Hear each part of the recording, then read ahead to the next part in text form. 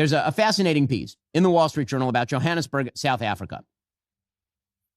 Now, again, it has become taboo to discuss the problems in South Africa post-apartheid. Apartheid was a bad and wrong system. That does not mean that South Africa is now governed well. It is not. We've talked about this on the show. We've had guests from South Africa who describe the systems of laws that essentially are DEI. They're discriminatory laws against white citizens of South Africa. The complete unworkability of the major parties over in South Africa that are rife with corruption. But we're all supposed to ignore that sort of stuff because, after all, apartheid ended and now we just ignore it. It's a happily ever after story, except that it isn't.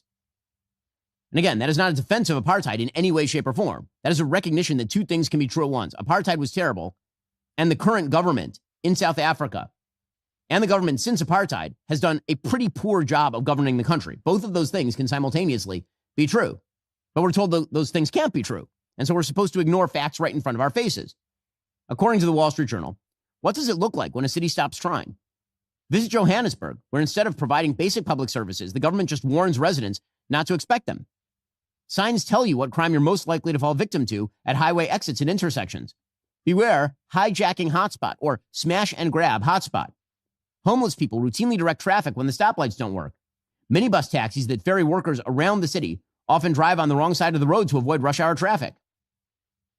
Johannesburg, South Africa's biggest metropolis, markets itself as a world-class African city.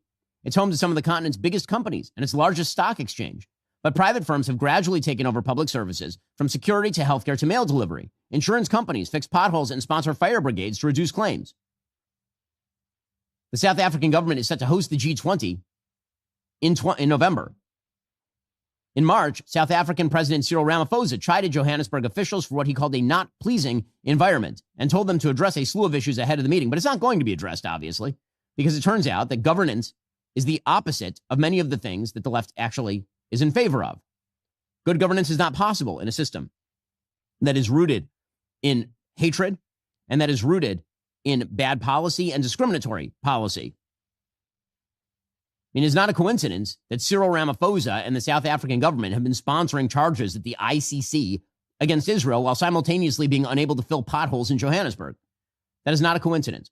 Okay, so I said at the top, this has provoked a response, and it has, because as the left, and globally, but as the left has moved further to the left, embraced further radicalization, as that has happened, you've seen an identitarian movement arise on the right. So, to go back for a moment, according to the left, the hierarchy of victimhood means the people at the very bottom, the people who are not victimized at all and who typically are in charge of the systems and are thus to blame for all the problems in the systems, are white Christian males. And in order to maintain that fiction, censorship should be used, cancellation should be used in order to maintain that fiction, and people should be gaslit that it's happening at all. It's not happening, and it's good that it is, as the line goes.